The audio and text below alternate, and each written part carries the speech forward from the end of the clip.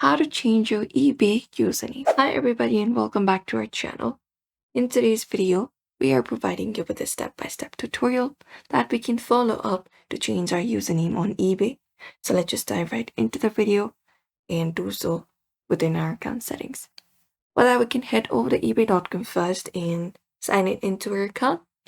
And from the following interface, look out in the top left corner, we should be finding our username. We can click on it and the menu opens up. We can select the option for account settings and head over to that page.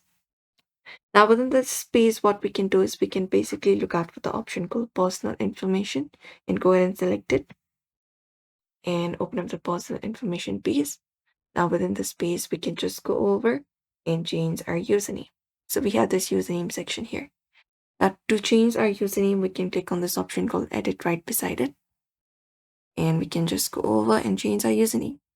So here, just go over and type in our new username. And we can change our username again after 30 days only. So make sure you are using the username that you want to currently use. And click on this option called save and confirm of the changes. And that way, your new username will be saved.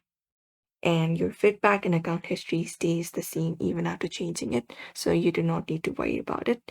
And your old username becomes available for others after some time. And once saved, your new password will appear on your listing.